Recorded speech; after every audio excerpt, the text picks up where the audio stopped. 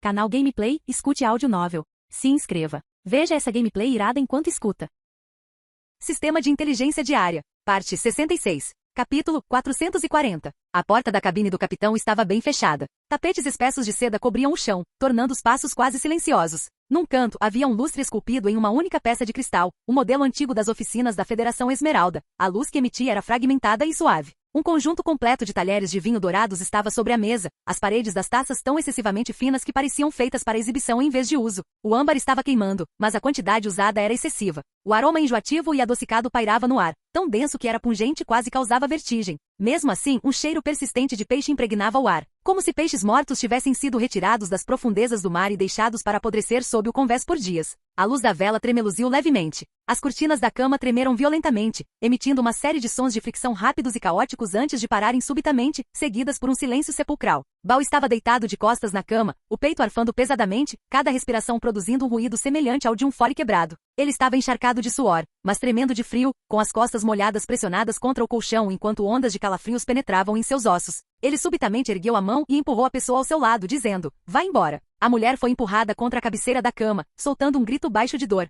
Bal sentou-se e socou a estrutura de mogno da cama com o punho. O baque surdo soou particularmente estridente na luxuosa cabine do capitão. Seguiu-se uma sensação tardia de dor. Ele olhou fixamente para a mão como se não lhe pertencesse. Droga, falhei de novo. Mesmo com tamanha beleza ao seu lado, seu corpo não reagiu, como um navio naufragado encalhado na lama, imóvel. Ele olhou para o lado da cama, onde Mel estava meio ajoelhada, com os longos cabelos caindo sobre os ombros e a pele branca como a neve. Seus olhos estavam úmidos e suaves, como se ela tivesse sido injustiçada, mas ainda assim, com cautela, tentava agradá-lo. Mas um canto da colcha havia escorregado. A luz de velas brilhava em seus ombros e costas nus. Aquela camada de pele não tinha cor, apenas uma palidez quase acinzentada. Ao se virar, algumas pequenas escamas na nuca dela se contraíram levemente, como se estivessem respirando. Bal desviou o olhar, percebendo que sua mão tremia incontrolavelmente. Lá fora, pela janela, estava o mar. A noite estava densa, e a superfície da água subia e descia lentamente, como uma besta gigante adormecida. Ele fitou aquela escuridão, mas seus pensamentos foram arrastados para um passado distante. 20 anos atrás, ele conseguia levantar uma âncora de ferro com uma só mão.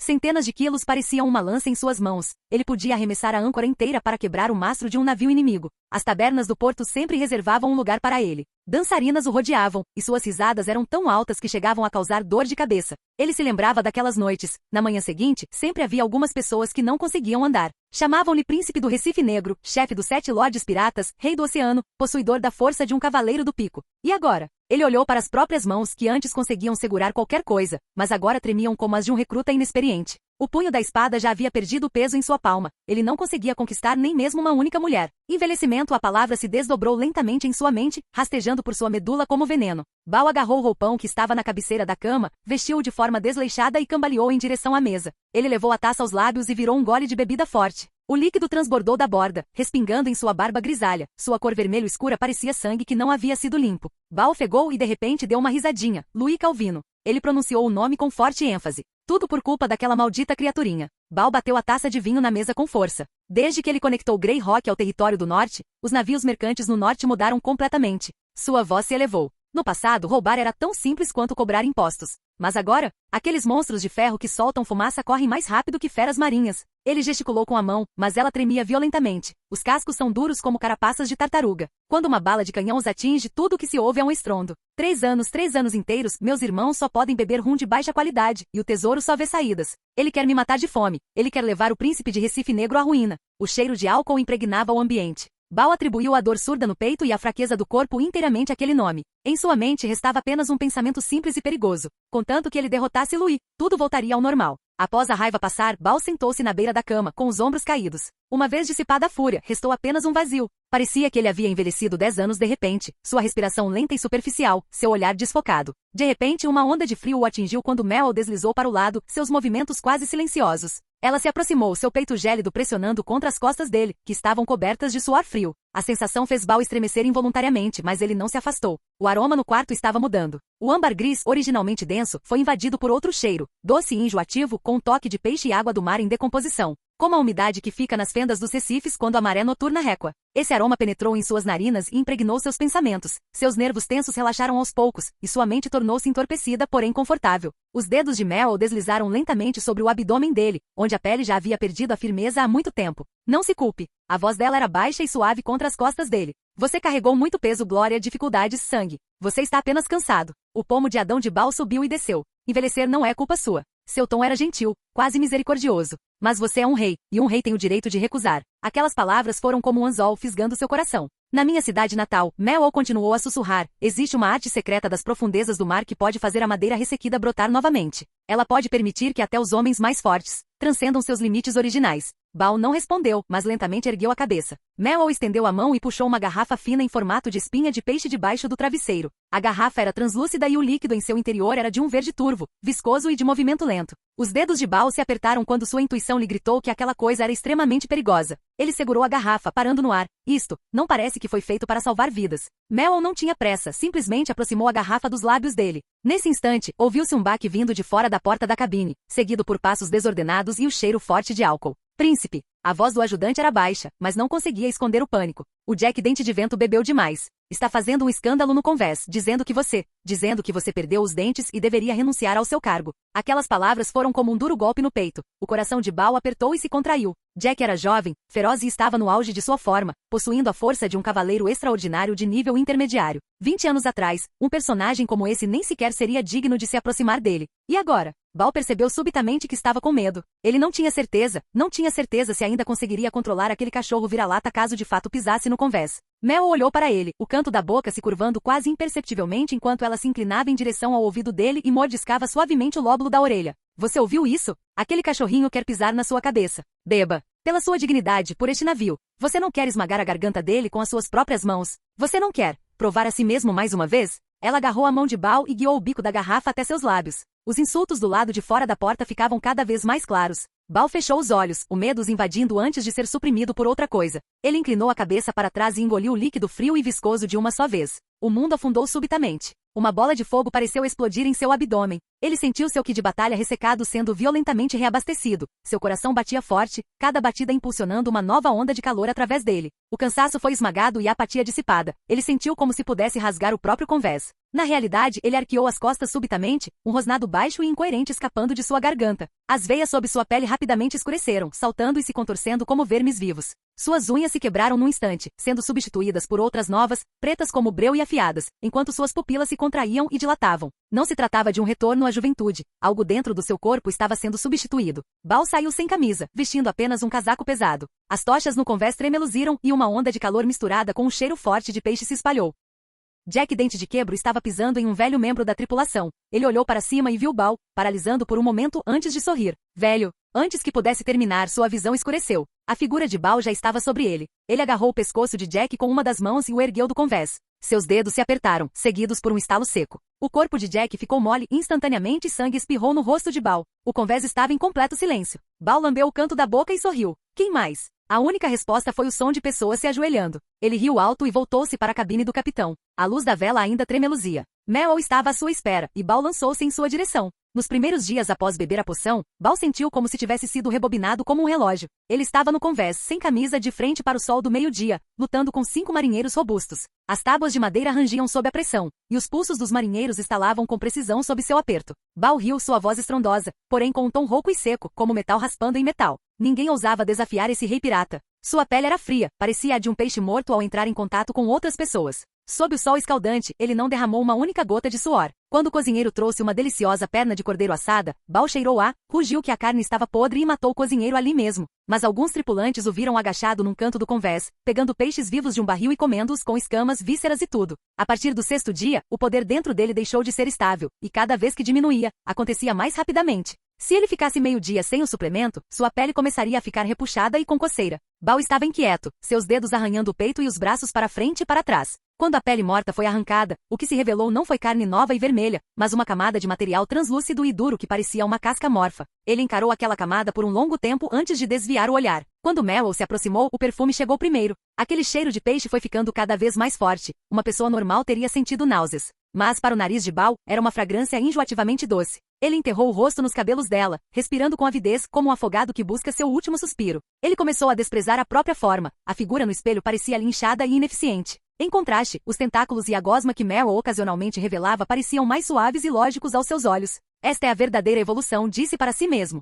No 12º dia, a porta foi arrombada e o velho ajudante entrou correndo com um grupo de homens com um rosto pálido. Ele acompanhava Bao há 30 anos, mas naquele momento era como se o estivesse vendo pela primeira vez. Capitão, sua voz tremia, olhe no espelho. Bao estava de pé nas sombras, com os ombros curvados e as laterais do pescoço cobertas por finas e duras cristas. Você criou escamas, disse o velho ajudante, com a voz embargada. Meryl se escondeu atrás de Bao, se aproximando bastante, sua voz tão baixa que era quase inaudível. Ele tem ciúmes de você. Ele quer te impedir. Bao olhou para o velho ajudante. Lembrou-se de inúmeras noites em que aquele homem o protegera de golpes e guardava seu navio. Aquele último resquício de afeto ainda cintilou em seu peito. E então o desejo o dominou. Ele soltou um rugido incoerente e avançou. Garras mutantes rasgaram a garganta do homem, espalhando sangue pelas paredes da cabana. O velho ajudante ainda não estava morto quando foi arrastado para a murada. Não me culpem, disse Bao. O caminho para o trono sempre precisa ser pavimentado por alguém. O som do respingo foi muito fraco, como de um fio sendo cortado. No 15º dia, sob coação de Bao, eles navegaram para o interior das Ilhas Partidas. A gruta marinha era chamada de Olho da Serenidade. Não havia vento, a superfície da água era como um espelho negro e uma névoa rosada fluía nos níveis mais profundos.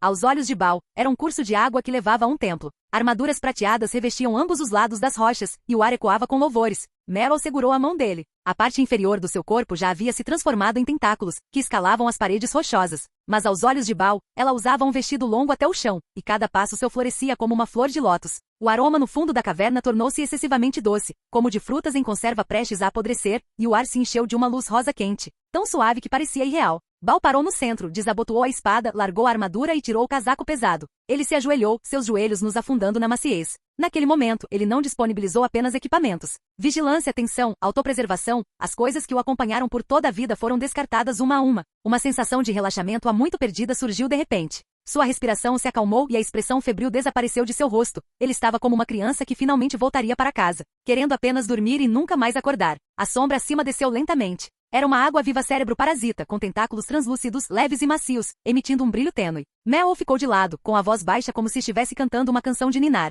Não há mais necessidade de lutar, não há necessidade de ficar com raiva. Feche os olhos e aceite este presente. Bao fechou os olhos, não sentiu nada de estranho. Ele apenas sentiu a parte de trás da cabeça sendo acariciada por um par de mãos quentes e gentilmente erguida. O céu pareceu se abrir em uma fenda, e uma chuva dourada caiu, quente e pura, jorrando do topo de sua cabeça. O cansaço desapareceu, o medo foi acalmado e o envelhecimento se dissipou. Ele se viu sentado em um trono em meio às nuvens, com o mar se estendendo sob seus pés. Aqueles inimigos se reduziram a pó, nem sequer dignos de menção. Ele não precisou mover o braço, com um simples pensamento o oceano curvou a cabeça. Uma sensação extrema de satisfação completa e perfeita me invadiu. Ah! Suspirou ele em seu íntimo, isto é realização. Na realidade, tentáculos envolveram delicadamente a parte de trás de sua cabeça, enquanto seu couro cabeludo e ossos amoleciam silenciosamente. O corpo de Bao ficou completamente mole. Sua cabeça inclinou-se para trás e um sorriso extremamente feliz surgiu em seus lábios, inocente e sereno. Uma lágrima escorreu do canto do seu olho, mas antes que pudesse atingir o queixo, a luz em seus olhos se apagou. Seguiu-se um breve silêncio. Então, quando aqueles olhos se abriram, não havia nenhuma chama de ambição, apenas uma calma insondável, vazio mas aparentemente compassivo.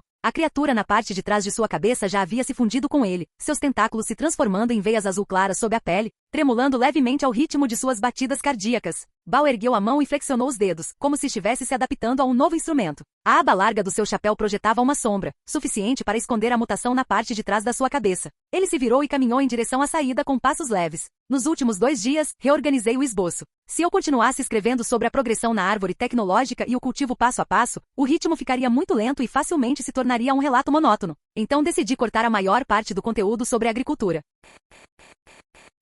Capítulo 441. A barreira de temperatura constante brilhava com uma luz muito fraca no parapeito da janela. O vento e a neve estavam bloqueados lá fora, e nem mesmo o som conseguia entrar. Cortinas pesadas pendiam das paredes, e a temperatura interna era sempre mantida no nível que dava vontade de não sair da cama. Louis acordou com uma leve sensação de formigamento, simplesmente porque seu braço havia sido pressionado por muito tempo. Ele abriu os olhos e olhou para o teto. À esquerda, Sif estava quase completamente encostada nele, com uma perna cruzada sobre sua cintura, respirando uniformemente. Sua postura de dormir completamente indefesa. Sua temperatura corporal estava alta, irradiando um calor intenso e direto. À direita, Emily estava muito perto, mas mantinha uma distância perfeitamente adequada. A mão dela repousava sobre o peito dele, o corpo encolhido naturalmente, a respiração leve e lenta. Os dois estavam agarrados a Louis como polvos. Louis não se mexeu, continuou apenas a encarar o teto, um leve sorriso de impotência surgindo nos cantos de sua boca. Desde o nascimento de sua filha mais velha, 6 anos atrás, nenhum outro filho lhe nascerá. Essas duas esposas pareciam ter chegado a um consenso em algum momento que ele desconhecia. Então começou a competição com um objetivo claro, o terceiro filho.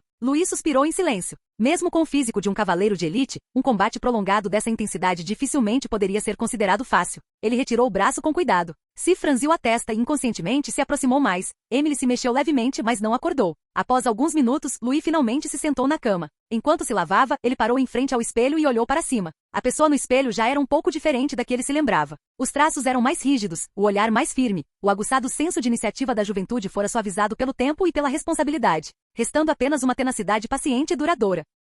3 anos haviam se passado desde a anexação da província de Rocha Cinzenta. Nesses 3 anos, o território da Maré Vermelha não havia mais se expandido para fora, mas sim se adensado gradualmente em seu interior. O porto havia se expandido mais de 10 vezes. Novas docas se estendiam, trecho por trecho, ao longo da costa. A área de armazenamento foi completamente reconstruída. Grãos, minerais, madeira e produtos acabados foram separados. As fundações foram elevadas e os problemas de ventilação e impermeabilização foram resolvidos simultaneamente. As principais estradas do norte foram repavimentadas. No inverno, os comerciantes não precisavam mais arriscar a vida para viajar. Os cronogramas podiam ser calculados diariamente e as datas de entrega podiam ser incluídas nos contratos. Foram construídas 5 ferrovias no total, 3 das quais se estendiam diretamente até a província de Rocha Cinzenta, conectando áreas de mineração, pedreiras e portos em uma única linha. Rotas que antes levavam meio mês para serem percorridas foram comprimidas em poucos dias. O fluxo de mercadorias mudou consequentemente, e muitos lugares passaram a ter um abastecimento estável pela primeira vez. As mudanças não se restringiram apenas às coisas físicas, as pessoas também se adaptaram lentamente a esse ritmo.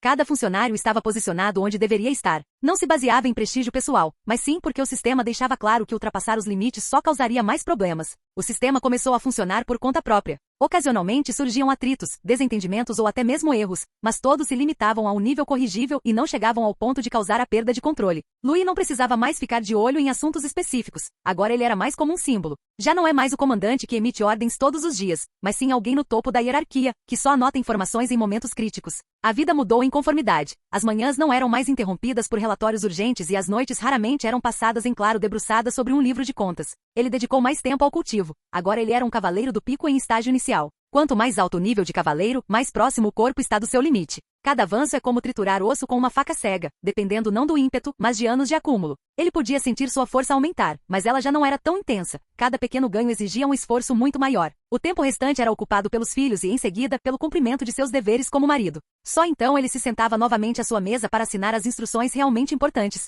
Louis enxugou o rosto e, por hábito, abriu o sistema. Uma tela de luz azul pálida se desdobrou em sua retina. Atualização diária de informações concluída. A Federação Esmeralda está reunindo mercenários e Karen do Império está mobilizando legiões. O atrito entre os dois lados na fronteira sudoeste está aumentando, e a probabilidade de uma guerra total está crescendo. Louis olhou para aquilo e não desviou o olhar imediatamente. A maioria dos observadores externos apostou no Império, pois este possuía mais cavaleiros e mais território. Mas Louis, que tinha uma perspectiva onisciente, não via as coisas dessa maneira. O problema do Império não era externo, mas interno. Karen e o Duque Raymond eram monarca e súdito nominalmente, mas, na realidade, desconfiavam um do outro. Poder militar, suprimentos, a cadeia de comando, cada elo era um teste mútuo, com espadas prontas para serem desembainhadas a qualquer momento. Louis conseguia até imaginar a cena, o mesmo lote de vagões de grãos ostentando o selo de cera do príncipe num instante, para serem detidos pelos inspetores do Duque no instante seguinte. A mesma legião seria investida durante o dia, e alguém sairia à noite em busca de ordens secretas. Uma vez que um sistema desse tipo entrasse no campo de batalha, a primeira coisa consumida não seria o inimigo, mas sim sua própria paciência e confiança. Em contraste, a Federação Esmeralda era gananciosa, mas unida. Contanto que os interesses estivessem claros, eles eliminariam mercenários, contratos e linhas de suprimento um a um. Ninguém falou com eles sobre honra, só falaram com você sobre contas. É claro que quanto mais essa guerra se prolongasse, mais benéfico seria para a Maré Vermelha. Nos últimos 2 anos, ele vendeu armas brancas e armaduras antigas, já obsoletas, para Karen a preços elevados. Essas espadas longas, machados de batalha e armaduras de placas eram há muito classificadas como secundárias na sequência de armamento da Maré Vermelha, mas aos olhos dos oficiais militares da cidade imperial, ainda era um estoque pronto para uso que podia preencher imediatamente as formações. Ele ordenou que as oficinas reafiassem as lâminas, corrigissem as guardas soltas, reforçassem os rebites das placas de armadura, recalibrassem as correias e fivelas de couro e, em seguida, as selassem em conjuntos de acordo com os números das legiões, com ciclos de manutenção e substituição inclusos. Os compradores foram, na verdade, mais diretos na hora de pagar. O que eles temiam nunca era o preço, mas sim o atraso. Durante o mesmo período, ele vendeu minérios e materiais intermediários para a Federação, não por navio inteiro, mas em etapas, lotes e através de diferentes portos. Cada contrato foi redigido com a mesma rigidez de um pacto da Igreja. A Câmara de Comércio da Federação adorou essa abordagem e até se dispôs a dar prioridade de atracação às mercadorias da Maré Vermelha. Ambos os lados estavam cientes de que a Maré Vermelha estava se alastrando por ambos os lados, e ambos os lados aceitaram isso tacitamente. Enquanto as estradas da Maré Vermelha estivessem abertas, os armazéns cheios e os navios pudessem partir do porto na hora certa. Mesmo que o Império e a Federação adotassem uma postura agressiva, eles continuariam a depositar moedas de ouro em suas contas à noite. Ele não precisava escolher uma das bandeiras deles, bastava observar. Que a luta continue, pensou Louis consigo mesmo. O dia em que a luta começar oficialmente será o dia em que a Maré Vermelha rumar para o sul. 2. O poder nacional do Sacro Império Romano-Germânico no Sudeste está crescendo de forma constante, e o poder da família Calvin está se expandindo dentro da região. O olhar de Louis fez uma pausa. O Sacro Império Romano-Germânico, governado pelo quinto príncipe Lampard, viu seu poder nacional expandir-se rápido demais ao longo desses 3 anos. Os impostos não haviam sido aumentados significativamente, mas eles conseguiam expandir o exército continuamente. A nobreza não havia sido visivelmente expurgada, mas estava mais obediente do que nunca. A fé do povo também residia no processo de substituição constante. As ordens de transferência da Igreja foram mais eficazes naquela região do que os decretos imperiais, e o eixo de tudo isso era Eduardo Calvino, seu terceiro irmão, agora o Papa. Portanto, a família Calvin deixou de ser apenas uma líder simbólica da nobreza. Agora, ela abrangia quase diretamente a estrutura de poder das nações orientais. O brasão da família Calvin aparecia frequentemente em castelos, mosteiros e portos, como uma rede que se estendia silenciosamente.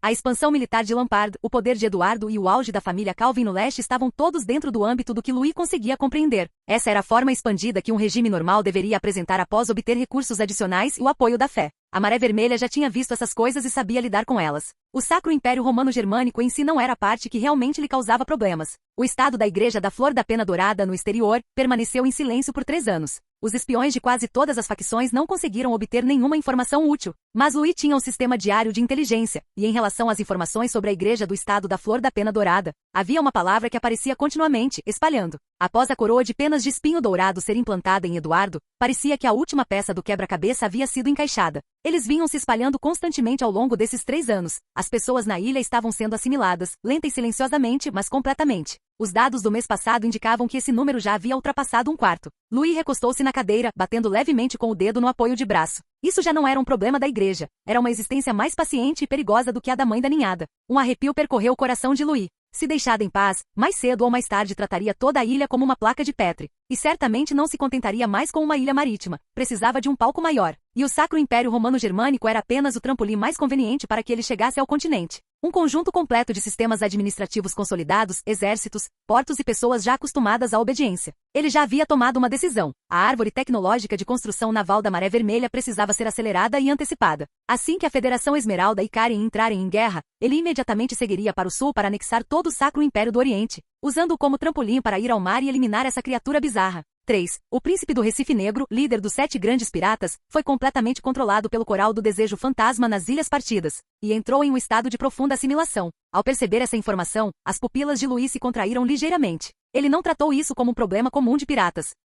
Controle mental, mutação biológica, essas características eram muito familiares. A mãe da ninhada, o jardim dos espinhos ardentes da fúria, os restos do dragão ancestral e a coroa de penas de espinhos dourados da inteligência anterior, estavam apenas em formas diferentes. Um desejo surgiu suavemente em sua mente, o coração primordial estava respondendo. Mas Louis rapidamente reprimiu esse impulso e começou a pensar na relação entre essa inteligência e ele próprio. Aconteceu de estar exatamente na interseção das províncias do norte e de Rocha Cinzenta. Assim que surgissem sinais de perda de controle na mutação do mar, a primeira onda de impacto atingiria este local. Isso não foi uma conjectura, mas um resultado determinado pela geografia. Se deixada sem intervenção, essa situação acabaria por levar o problema até a porta da Maré Vermelha e esperar que ele se desenvolvesse completamente antes de ser forçada a reagir, o que só custaria mais caro. Portanto, esse assunto não podia esperar, precisava ser resolvido. É claro que o príncipe do Recife Negro também era um alvo perfeitamente cronometrado. O líder dos 7 grandes piratas com reputação estrondosa e ameaça considerável. Se morresse no mar, ninguém perguntaria por que, afinal, eles tinham que ser eliminados. Dessa forma, as rotas marítimas poderiam ser naturalmente ocupadas e os portos costeiros também começariam a se movimentar ativamente em direção à Maré Vermelha. Quanto a questões mais profundas, o coral do desejo fantasma, a fonte da assimilação, e a vontade por trás dela também devem ser eliminados imediatamente. Louis fechou a interface de inteligência e se levantou. A tela de luz azul pálida retraiu-se e apagou-se, como uma fina camada de gelo que se estilhaça nas profundezas de sua consciência. Ele não se levantou imediatamente, mas sentou-se de pernas cruzadas, com a coluna ereta e a respiração gradualmente mais lenta. Isso era algo que ele fazia todos os dias, o cultivo do ki de combate e da magia. Ele fechou os olhos e sua consciência mergulhou para dentro. Seu corpo reagiu primeiro, o sangue jorrou por seus meridianos sem qualquer ruído. Músculos, ossos e órgãos internos estavam em suas posições mais estáveis. Esse foi o resultado de um longo processo de manipulação com diversos recursos e da lavagem repetida do coração primordial. O poder não vazava mais, mas estava firmemente selado dentro da carcaça de seu corpo. No mês passado, ele havia alcançado o nível inicial de Cavaleiro do Pico. Para avançar, cada etapa exigia muito tempo de treino. Seu corpo já estava próximo do limite do mundano. Qualquer pequena melhora seria amplificada, transformando-se em um fardo duplo. Louis claramente sentia isso, então não estava com muita pressa. Após concluir o cultivo do ki de combate, o mundo do plano mental se revelou lentamente. Os caminhos da técnica de meditação original operavam por conta própria em seu oceano de consciência, sem cânticos ou orientação deliberada. O poder mental subia e descia como as marés, rodopiando e cobrindo todos os cantos. Não era o foco comum de um mago, mas sim um mar inteiro. Agora, ao conjurar feitiços, ele não precisava calcular nem depender de objetos externos. Com apenas um pensamento, a estrutura tomava forma naturalmente. O cultivo duplo de ki de combate e magia juntamente com o coração primordial e esses três poderes estranhos, o tornaram uma superpotência em uma idade jovem. Ele chegou a uma conclusão em seu coração. Não há muitas pessoas neste mundo que ainda possam me matar. Essa foi uma conclusão alcançada após uma quantificação de longo prazo do poder estatístico. Após o término da meditação, ele abriu os olhos lentamente. Assim que sua visão voltou a ficar nítida, ele percebeu que algo estava errado. A roupa de cama do lado esquerdo moveu-se ligeiramente. Sif acordou em algum momento e estava com o queixo erguido para olhá-lo, os olhos brilhantes, demonstrando um entusiasmo um tanto sonolento, mas ainda vibrante. Uma ligeira alteração na respiração veio da direita. Emily também abriu os olhos. Ela não se levantou imediatamente, mas apenas virou levemente a cabeça, seus cílios tremendo suavemente à luz da manhã, como se confirmassem silenciosamente se o cultivo dele estava indo bem. Louis ficou em silêncio por um momento. A clareza proporcionada pelo cultivo não havia se dissipado completamente, mas o cansaço surgiu com a retrospectiva. Não se tratava de fraqueza física, mas sim de uma espécie de cansaço após uma carga elevada e contínua. Ele soltou um suspiro baixo e falou primeiro, em tom muito leve. Ainda há coisas importantes a fazer esta tarde. Essa era a verdade, as rotas marítimas do sul. O plano de construção naval e a linha que ele já havia definido eram todos inadequados para serem navegados em um estado relaxado. Sif piscou e não respondeu, apenas sorriu e seguiu em frente. Só então Emily se sentou lentamente, colocando os cabelos soltos atrás da orelha, com a voz ainda calma. Ainda há tempo. Louis olhou pela janela. Ainda era cedo, o vento e a neve eram mantidos do lado de fora pela barreira de temperatura constante, e o ambiente era silencioso e aconchegante. Ele abriu a boca, querendo dizer algo mais, mas no fim apenas suspirou em silêncio. A desculpa já havia sido usada e obviamente não foi aceita. Uma sensação de calor veio da esquerda. Sif já estava encostada nele, seu braço naturalmente envolvendo seus ombros e costas, a palma da mão carregando o calor corporal que ainda não havia se dissipado da manhã. Algo irracional, mas que se dava por certo.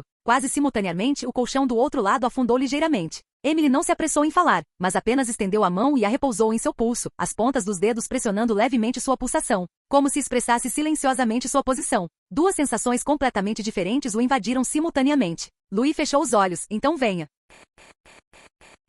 Canal Gameplay, escute áudio novel. Capítulo 442. Na estação de trem da Maré Vermelha, uma linha férrea escura dividia a planície nevada, como uma serpente negra gigante estendida no chão, acompanhando o relevo e desaparecendo no céu cinza esbranquiçado distante. Estacionada ao lado da plataforma estava a locomotiva a vapor particular de Louis. Louis estava vestido com roupas escuras de viagem, com uma capa longa e quente cuidadosamente presa por cima. Suas duas esposas estavam de pé, uma de cada lado da borda da plataforma, acompanhando-o até sua partida. Sif estava envolta em um grosso casaco de pele de urso branca, e sua respiração se transformava em névoa branca à sua frente. Ela se inclinou para mais perto e disse em voz alta que só os três podiam ouvir. Você está indo embora porque está com medo desta noite, não é? Os movimentos de Louis pararam por um instante, suas orelhas esquentando imperceptivelmente. Ele virou a cabeça e tossiu, como se não tivesse ouvido direito, ou talvez estivesse com preguiça de responder a tal comentário. Sif viu isso, seu sorriso se tornou ainda mais evidente e acrescentou, volte logo. Se não, irei até o porto e te arrastarei de volta. Dessa vez, Louis olhou para ela com um tom um pouco mais suave. Eu realmente tenho negócios a tratar. Depois de dizer isso, ele sentiu que já havia explicado demais e simplesmente parou.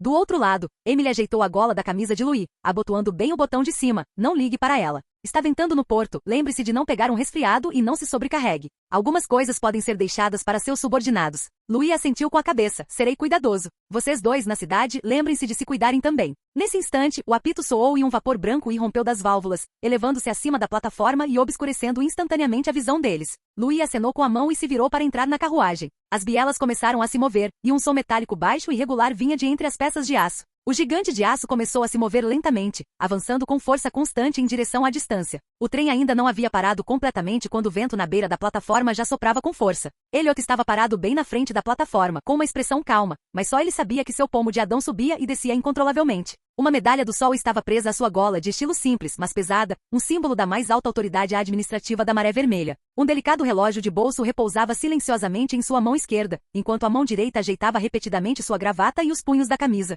O trem finalmente parou completamente, com a porta perfeitamente alinhada à linha de segurança branca aos seus pés. A válvula de pressão de ar emitiu um breve e profundo chiado, e a pesada porta de ferro fundido do trem deslizou, abrindo-se para os dois lados. Uma bota preta de cano longo subiu na plataforma. Elliot respirou fundo, reprimindo todas as emoções que o invadiam, e deu um passo à frente. Ele parou a 3 passos de Louis. Elliot endireitou o corpo, cerrou o punho direito, pressionou-o com força contra o coração, do lado esquerdo do peito, recuou ligeiramente o pé esquerdo e, em seguida, curvou a cabeça com movimentos precisos e contidos. Essa foi uma saudação de cavaleiro padrão. Lord Louis. Sua voz estava um pouco rouca. Porto da Alvorada estava esperando por você. Louis olhou para ele. Agora ele tinha alguns fios de cabelo branco, e sua aura estava cada vez mais firme, permanecendo ali como uma pedra de lastro. Ele estendeu a mão e tirou um floco de neve do ombro de Elliot.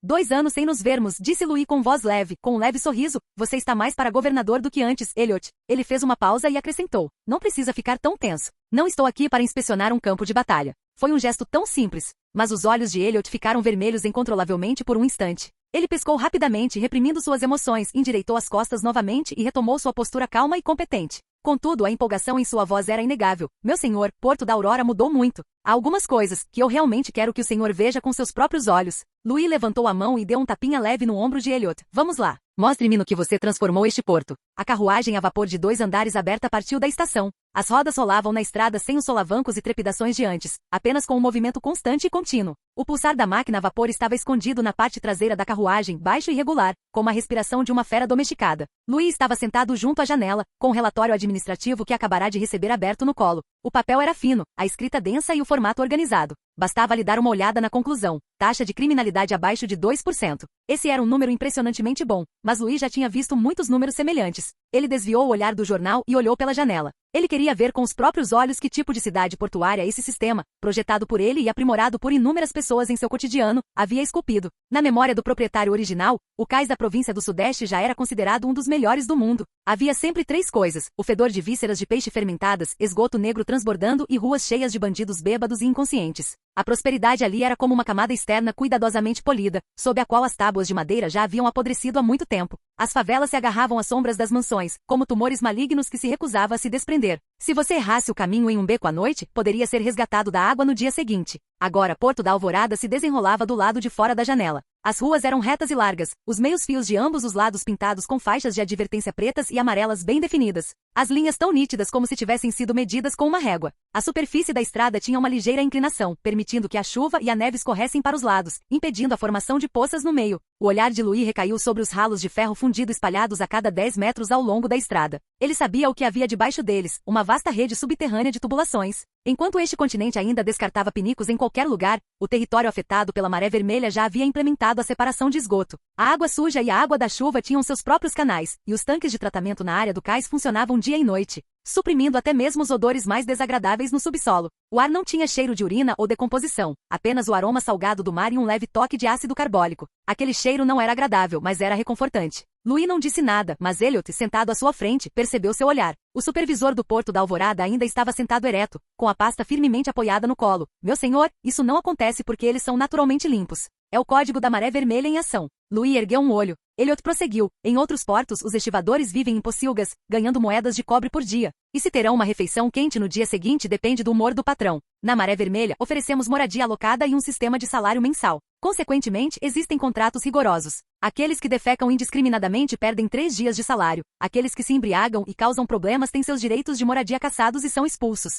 Quando conseguem ganhar dignidade e dinheiro, ninguém quer voltar a ser gado. Elliot falou com um fervor incontido. Foi o seu sistema que os transformou de bestas em cidadãos. A carruagem avançava lentamente pela rua principal da área residencial. Era a hora da troca de turno, e uma torrente cinzenta de pessoas invadia as ruas. Os trabalhadores usavam uniformes de trabalho em lona, grossos e resistentes, com punhos e joelhos reforçados. Seus rostos estavam sujos de pó de carvão e suas unhas estavam longe de estarem limpas. Mas seus cabelos eram cortados curtos. Não por estética, mas para evitar piolhos, brotoejas e doenças que no passado eram impossíveis de erradicar das favelas. Mais importante ainda, seus olhos eram claros. Seu olhar percorria as ruas, os gendarmes de pé e os quadros de avisos à beira da estrada, sem evasivas ou insensibilidade. Quando a carruagem a vapor que transportava a bandeira do governador passou, a multidão na rua parou espontaneamente para prestar continência. Felizmente, eles não reconheceram Louis, caso contrário, teriam cercado a carruagem. Louis observou a cena em silêncio por um instante, e então bateu levemente no papel com o dedo. É isto que eu quero ver, disse ele com voz firme, porém não alta. Até os carregadores mais humildes se mantêm firmes. A carruagem continuou em frente, o pulsar da locomotiva a vapor ecoando atrás deles, e as linhas geométricas da rua se estendiam na névoa nevosa.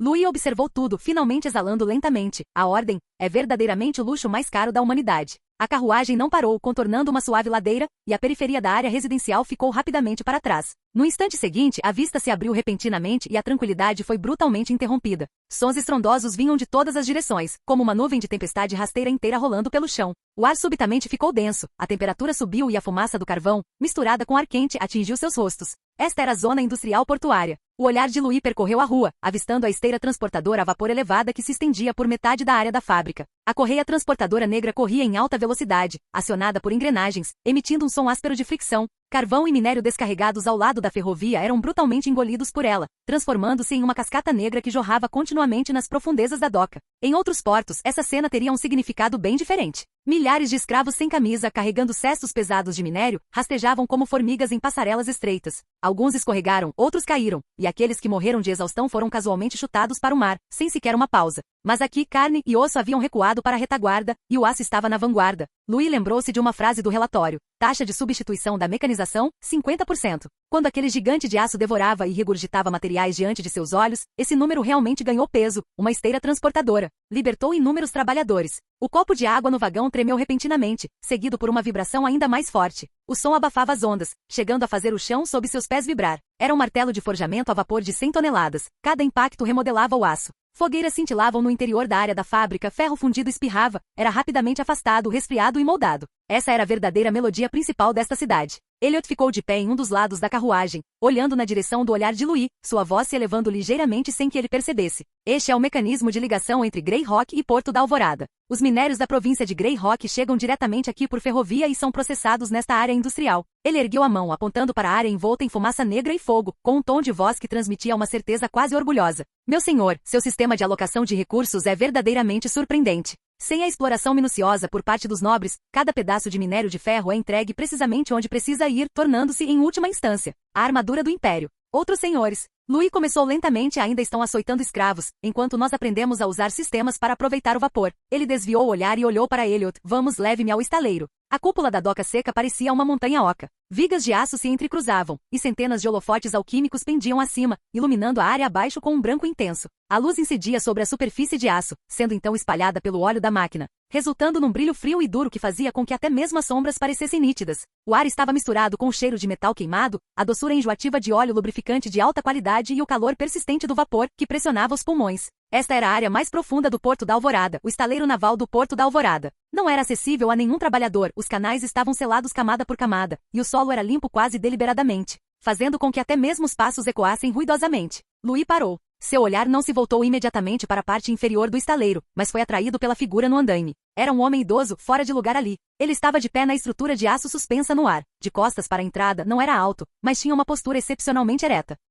Ele usava calças de trabalho de linho preto manchadas de óleo de máquina, com as mangas arregaçadas até os cotovelos, revelando pulsos calejados. Em nítido contraste com essa vestimenta, estava o lenço de seda, ligeiramente amarelado e meticulosamente amarrado em sua gola. Seus cabelos grisalhos estavam cuidadosamente penteados para trás, até mesmo com pomada, brilhando sutilmente sob as luzes. Ele não tinha uma chave inglesa na mão, mas um pedaço de giz. Um quadro negro estava ao lado da estrutura de aço, coberto por linhas densas. Não era um desenho externo, mas um diagrama complexo e extremamente detalhado das estruturas de tensão. O ângulo dessa costela está errado. Não dá para perceber em águas calmas, mas quando estiver totalmente carregada, com ondas laterais e vento de proa, ela vai rachar primeiro. Construir navios não é empilhar madeira. Ele bateu com força no desenho com o giz. Trata-se de dar aos marinheiros um lar habitável em meio a ondas revoltas e cargas pesadas. Mesmo que os rebites se quebrem, a estrutura não pode desmoronar. Lembrem-se disso, crianças. Vários engenheiros estavam de pé embaixo, segurando plantas com a testa suada, mas sem ousar refutar, apenas assentindo repetidamente com a cabeça. Naquele momento ele era menos um artesão e mais um grande mestre transmitindo um legado. Elliot anunciou a chegada deles em voz baixa.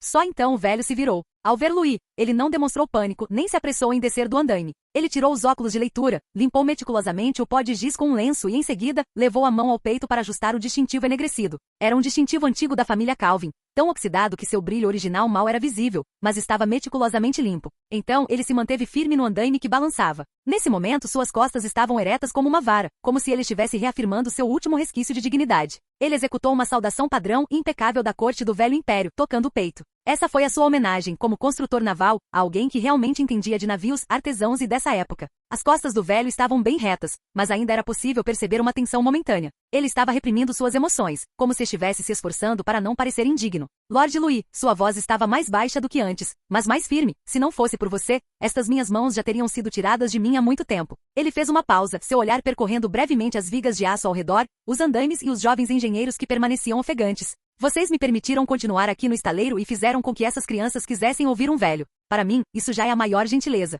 Dito isso, ele finalmente não ofereceu mais nenhuma explicação. Ele simplesmente respirou fundo, como se estivesse afastando tudo que o oprimia no peito, e então rapidamente controlou suas emoções. Então, ele deu um passo para o lado, ergueu a mão, apontando para as profundezas do estaleiro, e pela primeira vez, um entusiasmo que não conseguiu esconder transpareceu em sua voz. Por favor. Os holofotes se acenderam um a um, dissipando as sombras camada por camada. 2 gigantes de aço jaziam silenciosamente no fundo da doca seca. Sem simplificações, sem enfeites. Como fortalezas negras erguidas à força sobre a superfície da água. Na armadura de proa do navio à esquerda, o impressionante nome, Fernando, foi fundido em bronze. O olhar de Louis deteve-se naquela frase por um instante. Eu nunca quebro minha palavra, Orlan. Seu sobrenome será gravado no navio almirante da Marinha da Maré Vermelha. O pomo de Adão do velho construtor naval subiu e desceu visivelmente. Ele não respondeu, apenas encarou o navio atentamente, como se confirmasse sua existência contínua. Este navio não pertencia de forma alguma a esta época. Seu casco era largo, sua borda livre e altíssima, exalando uma sensação sufocante de opressão. Completamente preto, sem nenhuma madeira exposta, totalmente revestido por grossas placas de aço endurecido na superfície. O casco apresentava 2 fileiras de canhoneiras frias, silenciosamente abertas como as seteiras de uma fortaleza. No centro do navio, 2 chaminés maciças inclinavam-se para trás. Mesmo apagadas agora, é possível imaginar a cena delas expelindo fumaça negra e obscurecendo o céu. A voz de Orlan ecoou na cavernosa doca seca, repleta de um orgulho quase insano. Não é bela nem delicada, meu senhor. Nasceu para pôr fim a esta era. Ele olhou para o navio como se fosse seu filho mais querido. E Louis ficou na sombra do aço, estendendo a mão para tocar a armadura fria. Não, Orlan, esta é, na verdade, a mais bela obra de arte desta época. Capítulo 443. A pesada porta lateral hermética fechou-se atrás deles. Fechos de metal se fecharam um a um, emitindo um baque baixo e breve. A brisa do mar, o som das ondas e o clamor das vozes humanas do lado de fora foram instantaneamente interrompidos pelo aço. O corredor era estreito e baixo, com placas de aço cinza escuro em ambos os lados, sem 1 centímetro de decoração supérflua. Fileiras de cabeças de rebite estavam marteladas com precisão e densidade nas paredes, como as juntas expostas de alguma besta gigante. A cada poucos passos, uma lâmpada de vidro à prova de explosão acendia. O abajur, ligeiramente amarelado pela exposição prolongada a altas temperaturas, projetava uma luz bruxuleante que fragmentava as sombras em pedaços. Orlan caminhou à frente, seus passos tão firmes como se não fosse um homem idoso. Ele parou diante de uma porta excepcionalmente espessa e à prova d'água, ergueu a mão e bateu na maçaneta de cobre puro na lateral da porta. O som metálico foi nítido e sólido. Eu dividi todo o navio em 40 compartimentos estanques independentes. O tom do velho demonstrava um orgulho evidente enquanto ele girava a maçaneta, gesticulando para que Louis observasse o complexo mecanismo de travamento. Mesmo que seja atingido por um torpedo ou afundado por piratas, contanto que as portas estejam seladas, ele flutuará como uma rolha. Aqui, o conforto é supérfluo. Apenas a sobrevivência é primordial. Louis estendeu a mão e tocou a placa de aço. A sensação fria e áspera transmitida às pontas dos seus dedos o tranquilizou mais do que qualquer seda cara. Você tem razão, Orlan. Louis retirou a mão em sinal de aprovação. No mar, a sobrevivência é a única elegância. Mesmo que tenhamos que morrer, que seja lutando, não nos afogando num caixão furado. Orlan ficou momentaneamente atônito, depois assentiu pesadamente com a cabeça. Eles continuaram descendo. Quanto mais fundo desciam no poço, mais quente ficava o ar e mais intensa a vibração sob os pés. Embora a maquinaria ainda não estivesse em plena potência, todo o navio parecia estar reprimindo alguma força iminente. No instante em que a porta à prova de som da sala de máquinas foi aberta, um rugido tremendo e uma onda de calor praticamente jorraram para fora. O espaço subitamente se alargou. 4 enormes máquinas a vapor verticais ocupavam todo o compartimento central. Bielas grossas, eixos de motor e cilindros eram empilhados em camadas, como órgãos internos forjados em aço, brilhando com um frio lustre metálico. Ao lado deles, havia enormes caldeiras a carvão, com as portas entreabertas, e a luz do fogo lançava um brilho vermelho sangue por todo o compartimento escuro. Vários operários sem camisa trabalhavam incansavelmente em frente aos fornos, removendo carvão com pás. O suor acumulava-se em filetes nas suas costas escuras, atirando-se sobre as placas de ferro escaldantes com a flexão dos músculos, produzindo sons crepitantes. Ao verem a porta da cabine se abrir, esses trabalhadores de nível hierárquico inferior interromperam instintivamente suas ações. Eles olharam para Louis, vestido com um sobretudo, com um toque de reverência perplexa nos olhos. Por um instante, o ar pareceu congelar. O que vocês estão olhando? Orlan deu um passo à frente, sua voz ressonante como um sino ecoando no espaço fechado. Diante de vocês está aquele que deu vida a este navio, o soberano do território da Maré Vermelha, Lord Louis Calvino. As pupilas dos carregadores de carvão se contraíram bruscamente, e eles tentaram se ajoelhar às pressas. Louis disse, não se preocupem comigo, continuem. No segundo seguinte, o som de pessoas carregando carvão com uma pá aumentou repentinamente de intensidade. Se antes era apenas trabalho braçal, agora, um ritmo fervoroso havia sido adicionado ao som. Pás de ferro golpeavam as pilhas de carvão, e o carvão era atirado para dentro da fornalha, em movimentos mais rápidos e vigorosos do que antes. Eles não ousavam olhar diretamente nos olhos desse grande senhor, mas despejaram toda a sua gratidão na caldeira. As chamas lambiam violentamente o interior da fornalha, e o ponteiro do manômetro tremia levemente. Louis observou tudo isso e assentiu levemente com a cabeça. Bom, muito animado. O velho então conduziu Louis ao centro da sala de máquinas, apontando para o grosso eixo de transmissão que atravessava o casco do navio. Tecnologia de fundição integrada da fábrica de vapor. Daqui, ele se conecta diretamente às hélices gêmeas na popa. Ele estendeu a mão e deu um tapinha no cabo, como se estivesse acalmando um cavalo de guerra temperamental, porém obediente.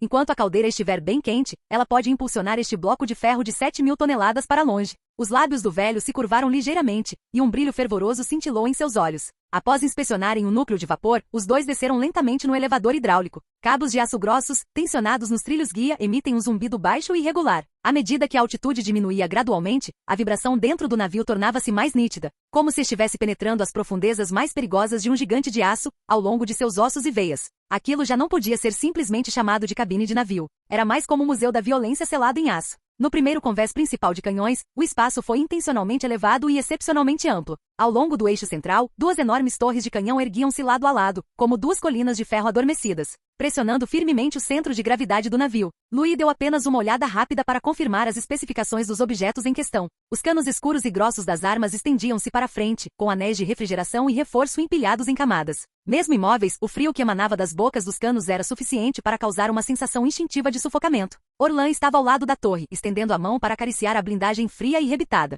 Este projeto do canhão principal foi executado exatamente de acordo com suas exigências. Havia um toque de admiração nos olhos do velho. No plano inicial, ele havia tentado usar um calibre médio mais econômico, mas Louis vetou a ideia com um único voto. Durante meus anos de serviço na província sudeste, vi muitos navios de guerra vistosos com belos parâmetros, que se transformaram em caixões flutuantes após o primeiro disparo. A voz de Orlan ecoou no convés vazio. Mas você disse que a primeira rodada tinha que ser pesada o suficiente, implacável o suficiente, para quebrar seus ossos antes mesmo que eles percebessem a dor. Louis deu um passo à frente, com as pontas dos dedos percorrendo o corpo áspero de ferro fundido da arma. No mundo do futuro, calibre é justiça e alcance é verdade. A voz de Louis era calma e fria, como se estivesse falando sobre o tempo. Não quero dar aos nossos inimigos a chance de se sentarem para negociar. Isso não é para diálogo, Orlan, é para julgamento unilateral. Juntas às bombas mágicas especialmente fabricadas pelo território da Maré Vermelha, acrescentou Orlan, um único disparo pode abrir um buraco de 5 metros de diâmetro em um navio de guerra de madeira comum. Isso é destruição absoluta. O elevador continuou sua descida. O espaço no segundo nível ficou visivelmente mais apertado. Ao longo de ambos os lados do casco, fileiras de fortificações blindadas se desdobravam, e dentro de cada fortificação, um canhão de tiro rápido permanecia inativo. Os canhões tinham linhas elegantes, porém ferozes, e as correias de munição de latão estavam cuidadosamente enroladas nos suportes de alimentação, como serpentes venenosas prontas para serem despertadas pelo cheiro de sangue. 12 armas de calibre médio e pequeno. Louis examinou os canos. A capacidade de munição aumentou 30% em relação ao plano original. Orlan assentiu com a cabeça, com uma expressão solene. Isto é para lidar com a guerra suja que você anotou nas plantas. Não foi uma batalha decisiva entre cavaleiros e frotas, mas um atoleiro de números esmagadores. Louis sabia muito bem que o Mar de Gelo do Norte não tinha apenas piratas, mas também enxames de tritões e criaturas mágicas gregárias ainda mais estranhas. Contra multidões descontroladas, a precisão é secundária. Louis pegou um cinto de munição frio e o pesou. Os canhões principais são responsáveis por incutir temor no inimigo. E essas coisas são responsáveis por rasgar a superfície do mar em pedaços. Eu quero uma barragem, uma tempestade de metal sem pontos cegos. Então, no terceiro andar, o ar subitamente ficou escaldante. O teto era baixo e os canos, densos. Em plataformas no alto do convés, estavam instalados diversos conjuntos de dispositivos de aparência monstruosa, com múltiplos canos de armas curtos e grossos dispostos em forma de leque, conectados a linhas de energia a vapor independentes. Ceifadores, anunciou Orlan, 600 tiros por minuto. Qualquer criatura que tentar embarcar, sejam piratas ou tritões lendários, será despedaçada no instante em que pisar no convés. E abaixo desses dispositivos, uma fileira de bicos discretos estava escondida ao longo da borda do navio. Há também o sistema sopro do dragão, um jato de alta pressão de óleo alquímico em gel que se inflama instantaneamente. Orlan fez um gesto. Se algo rastejar por todo o navio, a embarcação inteira se transformará instantaneamente em um ouriço de fogo em chamas. Este é o fogo que purifica a impureza. Louis assentiu com satisfação. Essa era a manifestação física de sua extrema aversão ao combate corpo a corpo. Nesse mundo de pouca magia, qualquer ação que permitisse ao inimigo se aproximar era uma falha tática. Finalmente, o elevador desceu até o nível mais baixo. Aqui, perto da popa, o espaço parecia vazio e frio. Trilhos inclinados conduziam diretamente à água do lado de fora. Ao lado dos trilhos, vários grandes barris de ferro foram colocados com runas inscritas em seus corpos para detectar a pressão da água. Bombas de choque em águas profundas. Orlan olhou para aqueles barris de ferro com um olhar complexo. Essa foi a última parte a ser incluída nas plantas do projeto, e também a parte que ele menos entendia, até que Louis lhe mostrou o relatório estatístico sobre navios perdidos sem contato. Sistema de contramedidas subaquáticas. A incompressibilidade da água amplifica o impacto 10 vezes mais na detonação. Orlan sussurrou. Se realmente houver algo lá embaixo, seus órgãos internos serão os primeiros a se estilhaçar. Tem que ter. Louis o interrompeu, em tom inequívoco. Orlan, lembre-se das minhas palavras. Louis se virou, dando as costas para a pilha de cargas de profundidade, seu olhar penetrando o compartimento escuro como se estivesse olhando para o desconhecido mar profundo. Muita gente pensa que o mar é plano, que se esconder debaixo d'água é seguro, mas eu não acho. Haverá inimigos ainda mais terríveis debaixo d'água. Ao cair da noite, eles retornaram à torre de comando totalmente blindada. Localizado no ponto mais alto do casco, este era o centro nevrálgico de todo o navio de guerra, seu verdadeiro cérebro. Vidro à prova de balas com 5 centímetros de espessura inclinado para a frente, como um escudo frio e rígido, separando o exterior do interior. Através do vidro, era possível avistar o longo convés de proa vazio e o canhão principal apontando silenciosamente para o céu noturno. O cano da arma era silencioso, mas transmitia uma sensação opressiva de que poderia destruir tudo a qualquer momento. Ao contrário dos compartimentos inferiores, o ar aqui era excepcionalmente silencioso. Apenas o som fraco das engrenagens se encaixando lentamente dentro do painel de instrumentos, ocasionalmente acompanhado por pequenos saltos dos ponteiros. Contrastava fortemente com o rugido ainda não totalmente desperto que ecoava nas profundezas de todo o navio. Louis apertou o volante de ferro preto e frio, sem olhar para a carta náutica, seu olhar atravessando o vidro à prova de balas, fixo no mar escuro e enevoado à sua frente. De acordo com os regulamentos da Marinha Imperial, o navio novo requer pelo menos 3 meses de testes no mar e período de adaptação. Concluímos apenas metade dos testes. Ele fez uma pausa, sua voz calma, porém opressiva. Mas Orlan, se eu o tirasse para ver sangue agora, isso me decepcionaria? O velho construtor naval ficou atônito por um momento, mas depois compreendeu o significado das palavras. Ele não o dissuadiu. Pelo contrário, o fanatismo em seus olhos intensificou-se, como se estivesse discutindo um banquete iminente. Todas as bielas foram lubrificadas, e até mesmo o cilindro número 3, o mais difícil de agradar, foi ajustado. É como um tubarão recém-nascido, mas voraz, meu senhor. Não precisa de um teste suave no mar, anseia por um sacrifício de sangue.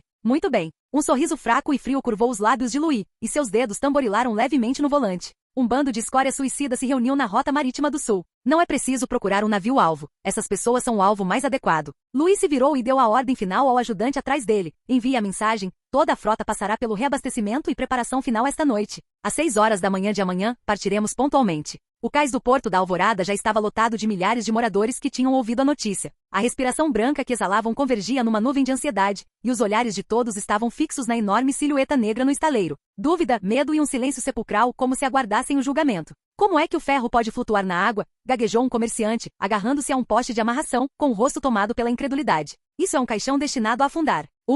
Um rugido estridente rasgou instantaneamente a tranquilidade da manhã. O som não era o da buzina melodiosa da era da navegação à vela, mas sim o grito estridente do vapor de alta pressão passando por apitos de bronze. Era opressivo e grosseiro, com uma força penetrante de parar o coração que abafava instantaneamente o som das ondas, causando dor nos tímpanos dos trabalhadores na primeira fila. Imediatamente depois, o chão começou a tremer. Bum! Sob o olhar aterrorizado de todos, 2 colunas de fumaça negra, tão densas que eram quase sólidas, jorraram das enormes chaminés como o hálito de um dragão maligno despertando. A fumaça negra e densa atingiu instantaneamente o céu, antes cinza esbranquiçado, obscurecendo até mesmo o primeiro raio de sol que acabará de surgir. Uma sensação de opressão denominada monstro industrial abateu-se sobre este mundo bárbaro pela primeira vez. Mexeu-se. Um grito irrompeu da multidão. acompanhada pelo forte rangido dos guinchos se apertando, aquela montanha de aço negro, desafiando o senso comum, de fato empurrou a água do mar à sua frente, confiando no irritável núcleo de vapor em seu interior. A ponta afiada da proa cortou a água, agitando não espuma branca, mas duas paredes de água turva e revolta. As enormes hélices na popa giravam freneticamente, transformando a baía calma num caldeirão fervente. O cachimbo do comerciante caiu no chão, quebrando-se em pedaços. Ele observou a majestosa armadura arrebitada deslizar ao seu lado, viu o canhão gigante capaz de acomodar um adulto em seu interior, e seus joelhos fraquejaram. Instintivamente ajoelhou-se. Para as pessoas daquela época, tudo diante de seus olhos não era mais uma ferramenta, mas um milagre aterrador. Será este o poder de Deus? Um jovem mineiro com o rosto coberto de fuligem, observava a fumaça negra que se alastrava, seus olhos gradualmente passando de atordoados a fervorosos. Ele cerrou os punhos com força, sentindo a vibração sob os pés. Não se tratava de um encantamento etéreo de um mágico, era aço, um milagre impulsionado pelo carvão que eles próprios haviam extraído. Alguém começou a gritar e no segundo seguinte, o rugido há muito reprimido irrompeu como um vulcão. Viva a longa vida! Vida longa ao Senhor da Maré Vermelha! Milhares de vivas ecoaram, frenéticas e roucas, abafando até mesmo o rugido da máquina a vapor. Nessa adoração ensurdecedora, esse gigante de aço, representando a verdade industrial, erguia arrogantemente a cabeça. Esmagando as ondas da era antiga, carregando consigo toda a intenção assassina, navegou lentamente para o vasto mar envolto em névoa. Aquele era o seu território de caça. Capítulo 444. A cabine do capitão no Escorpião não era espaçosa. Em comparação com o luxo dos novos ricos do príncipe do Recife Negro, este lugar parecia apertado, mas repleto de uma abundância selvagem. Tapetes de seda desgastados estavam jogados descuidadamente pelo chão, vários ornamentos de ouro grosseiramente feitos, mas pesados, pendiam nas paredes. E no canto da mesa, recipientes de vinho dourados típicos do sul dos Estados Unidos estavam empilhados como sucata esquecida. Rosa estava sentada à mesa, sua faca de prata cortando o pão branco, a lâmina afundando na casca macia quase sem resistência. A manteiga estava espalhada generosamente por cima, brilhando com um aspecto gorduroso, porém tentador, sob a luz tênue das velas. Um som baixo de mastigação chegava fracamente de fora da janela. Era o som dos seus marinheiros agachados nos pontos mais expostos ao vento no convés, roendo biscoitos pretos endurecidos. Migalhas secas caíram nas frestas do deck, sendo rapidamente pressionadas contra os veios da madeira pelos pés descalços. É claro que nem todos eram assim. Um pequeno grupo de membros essenciais da tripulação se reuniu em volta de uma fogueira protegida do vento. Receberam pão macio misturado com gordura e ocasionalmente podiam revezar-se para beber um gole de vinho leve. Esses eram os responsáveis por manusear as velas e os canhões, os verdadeiros recursos que determinavam a vida ou a morte durante o combate. Quanto aos que estão na base da pirâmide social, os porcos recém-recrutados, os infelizes que tinham dívidas com navios, ou simplesmente os trabalhadores que tiveram o azar de serem recrutados à força. Eles só conseguiam se agachar ao vento frio, usando saliva para amolecer aqueles biscoitos pretos duros como pedra. Os piratas nunca foram um bando de irmãos iguais, mas sim uma escadaria onde cada degrau pisava no de baixo. Os que estavam no centro do convés pisoteavam os que estavam na popa, os que estavam na popa pisoteavam os que estavam no porão, e ela pisoteava todos. Aos olhos dela, o fato de aquele lixo estar vivo e em pé no convés já era uma bênção. Rosa deu uma mordida no pão, pegou sua taça de vinho e tomou um gole. No instante seguinte sua expressão escureceu. Pá! Ela cuspiu o vinho de volta no copo, o único olho que lhe restava cheio de nojo. Maldito vinho azedo do sul. Ela sacudiu o copo vigorosamente, como se quisesse confirmar se aqueles malditos aproveitadores tinham diluído a bebida. Sinto muita falta da bebida forte do norte. Embora Louis tivesse bloqueado as rotas marítimas do norte nos últimos anos, ela não estava com falta de provisões. Nas rotas marítimas do sul, sempre havia navios graneleiros azarados e frotas mercantes de porcelana para serem atacados. Barrigas cheias de grãos e porcelana podiam ser trocadas por moedas de ouro, mas esses itens tinham baixa rotatividade e o lucro real era lamentavelmente pequeno. Nunca foi esse tipo de lixo que enriqueceu as pessoas da noite para o dia. O que Rosa realmente desejava eram os porões de carga nas rotas marítimas do norte lacrados com as marcações da Maré Vermelha. Aço refinado, componentes alquímicos, caixas de armas militares padrão. Essas coisas eram a verdadeira fonte de enormes lucros. Mas desde que o território da Maré Vermelha bloqueou as rotas, essa veia de ouro foi completamente cortada. Ela odiava Louis, porque aquele maldito Lorde do Norte transformará seus enormes lucros em ganhos insignificantes. Nesse instante, ouviu-se um som de batidas vindo de fora da vigia. Um enorme albatroz pousou no mastro, recolhendo as penas que haviam sido arrepiadas pelo vento marítimo. Um pequeno objeto firmemente envolto em lona encerada foi arremessado com precisão através da vigia semiaberta, aterrissando com um baque surdo sobre a mesa. Rosa estreitou os olhos, prendendo a respiração primeiro para confirmar que não havia ninguém ouvindo atrás da porta, antes de desembrulhar lentamente a toalha de mesa de plástico. Silenciosamente dentro do pacote estava um token do Recife Negro, uma carta daquele velho desgraçado do Bal. Ao lado da ficha havia uma pérola negra de águas profundas do tamanho de um polegar. À luz de velas, a pérola brilhava com um fulgor profundo e intenso, como se todo o céu noturno tivesse sido condensado naquela pequena concha. A respiração de Rosa parou visivelmente por um instante. Essa única pérola valia 3 meses de sua renda proveniente de incursões no sul. Ela estendeu a mão e agarrou a pérola negra na palma da mão, sentindo sua textura fria e lisa, e então desdobrou a carta. A caligrafia era grosseira, sem quaisquer adornos supérfluos. Rosa, eu sei que você ainda consegue ganhar um dinheirinho no sul, mas você não sente falta das armas e do aço do norte? Rosa zombou e a carta continuou. Descobri uma maneira de lidar com aquela tartaruga de ferro, Louis. Toque de corrosão, um veneno que pode derreter instantaneamente a armadura de ferro negro como água quente derramada na neve. Venham para as ilhas fragmentadas, e nós 7 dividiremos este bolo. Cada navio mercante da Maré Vermelha se tornará um tesouro flutuante. Rosa mexia repetidamente na pérola negra, a ganância e o cálculo em seu único olho se entrelaçando, ficando cada vez mais brilhantes. Aquele velho safado do Baal está mesmo acumulando coisas tão boas? Conhecendo Baal, se fosse um acordo que ele pudesse manter só para si, aquele velho tubarão jamais deixaria escapar qualquer vestígio do segredo. O único motivo pelo qual ele convocaria todas as 7 facções é porque não consegue lidar com isso sozinho. Ou o objeto é muito perigoso ou não é tão poderoso quanto ele afirma. Ou talvez a coragem do velho já não seja a mesma, e ele prefira arrastar um grupo de amigos consigo a sentar-se sozinho à mesa de jogo. Esta não é a primeira vez que Baal faz algo assim. Durante décadas, sempre que surgia uma presa que não compensava o esforço nem era fácil de abandonar, ele recorria sempre a esta estratégia em primeiro lugar. Ele espalha boatos, convoca seus pares, promete uma divisão e joga todo mundo na mesma panela para ferver. Há cerca de uma década, quando as rotas de navegação da Federação Esmeralda estavam no auge de sua lucratividade, acontecia uma chamada caçada conjunta a cada 1 ou 2 anos. Às vezes 3 facções, às vezes 5. O máximo que já reuniram foram 9 velas negras. Na ocasião mais famosa, eles caçaram a frota de escolta de longo alcance da Federação como hienas famintas. Aparentemente, tratava-se de uma aliança para a divisão de lucros, mas, na realidade, todos conspiravam uns contra os outros, usando os aliados como bucha de canhão. Naquela batalha final, 17 navios da Federação afundaram e metade dos piratas morreu. E Baal, como de costume, recuou cedo, quando o fogo estava mais intenso, preservando ao máximo suas forças. Foi ao optar repetidamente por passar por cima dos cadáveres de seus aliados para desembarcar que ele chegou aonde está hoje. Ao pensar nisso, o sorriso nos lábios de Rosa tornou-se ainda mais frio. Se aquele tal toque de corrosão realmente tivesse o efeito descrito na carta. Ela mostrou a língua e lambeu avidamente os lábios rachados. Ir para as ilhas fragmentadas? Claro que ela iria, mas não para apertar as mãos e formar uma aliança.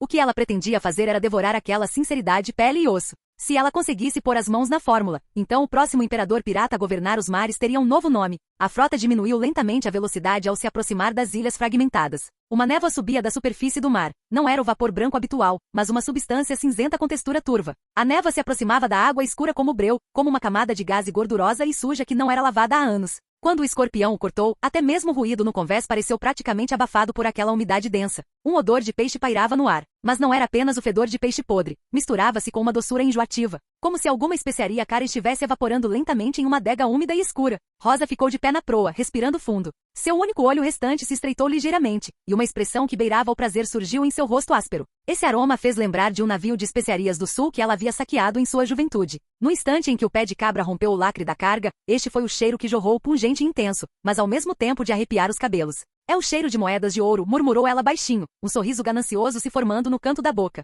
Parece que aquele velho desgraçado do Baal realmente acumulou uma bela fortuna. Rosa murmurou baixinho, seu olhar penetrando a névoa, fixo atentamente na distante fortaleza negra que aparecia e desaparecia vagamente entre os recifes. À medida que a distância diminuía, a névoa se dispersava ligeiramente. As pupilas de Rosa se contraíram repentinamente. Diversos navios de guerra de diferentes modelos estavam silenciosamente ancorados no cais abaixo da Fortaleza da Caveira. Embora as velas negras estivessem recolhidas, as bandeiras esfarrapadas e ensanguentadas nos mastros destacavam-se particularmente na névoa cinzenta. Canho, quebra-ossos, víbora, até aquele velho charlatão está aqui. Os dedos de Rosa roçaram inconscientemente a adaga em sua cintura. Sua ganância inicial se dissipou instantaneamente, transformando-se em extrema calma. Ao que parece, Baal não estava mentindo. Isso é um banquete, mas trancar tantos tubarões famintos em uma piscina só. Ele não tem medo de ser despedaçado primeiro? A menos que ele tenha uma carta na manga infalível que possa controlar a situação. Parece que isso não é uma dádiva inesperada. É uma luta pela sobrevivência. O navio prosseguiu em frente. A uma distância de 5 milhas náuticas da Fortaleza da Caveira, Rosa ergueu a mão para sinalizar que parasse. Lancem a âncora.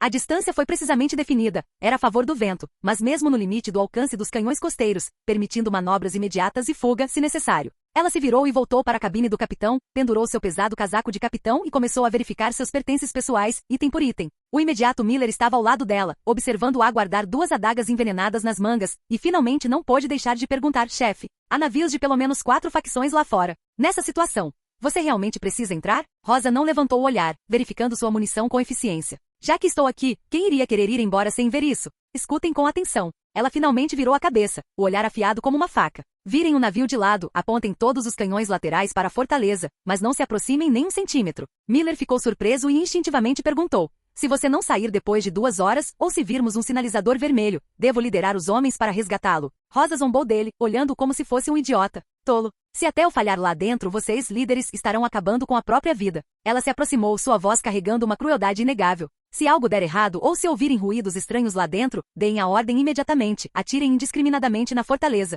Agitem as águas. Quanto mais tumulto, melhor. Miller abriu a boca. E depois? Então você parte. Eu usarei o caos para recuar debaixo d'água. Rosa estendeu a mão e bateu com força na parede de madeira da cabine, seus olhos assustadoramente penetrantes. Lembre-se, este navio é minha economia de uma vida inteira e a base da minha estabilidade no mar. Proíbo que você o perca lá dentro, mesmo que seja para me salvar. Enquanto o navio permanecesse ali, Rosa poderia se levantar novamente. Se o navio se perdesse, mesmo que ela escapasse com vida, seria devorada por outros piratas como carniça, restando apenas restos. O pequeno barco foi baixado e Rosa, com seus 2 guardas de elite, desembarcou no cais. O cais estava ainda mais silencioso do que ela imaginava. Embora vários navios piratas estivessem ancorados, não se ouvia um único som de jogos de dados ou de pessoas bebendo no cais. O silêncio era estranhamente anormal. Vários atendentes vestidos com túnicas negras estavam de pé em ambos os lados, com a cabeça baixa e os movimentos rígidos e lentos. À medida que a distância diminuía, o sabor adocicado e desagradável, com gosto de peixe, tornava-se mais intenso. O olhar de Rosa percorreu as mãos visíveis sob as vestes negras, e suas pupilas se estreitaram ligeiramente. A pele apresentava uma textura enrugada e acinzentada, aparentemente coberta por um muco que nunca secava, assemelhando-se tanto a uma doença de pele grave quanto a um cadáver inchado que ficou imerso em água por muito tempo. Será lepra marinha? Ou efeito colateral de algum veneno alquímico? Ela avaliou a situação em segredo, com a mão discretamente repousando no punho da espada. O que diabos aquele velho desgraçado do baú está aprontando? Rosa não disse nada em voz alta, mas seu olhar tornou-se cada vez mais sombrio. Em vez de zombar da decadência da adversária como costumava fazer, todos os seus músculos se tensionaram, como uma chita entrando em território desconhecido, repleto do cheiro de sua própria espécie. Suas botas de couro de salto alto tilintavam claramente no cais de madeira deteriorado. Clique, clique, clique. A cada passo, ela observava as sombras ao seu redor. Aos olhos dela, aquilo era de fato um covil de leões. Mas quem o guarda pode não ser um leão velho e desdentado. Pode muito bem ser um monstro levado à completa loucura apenas para sobreviver. E ela tinha que ser extremamente vigilante para garantir que era ela quem estava comendo a carne, e não a carne no prato. E também...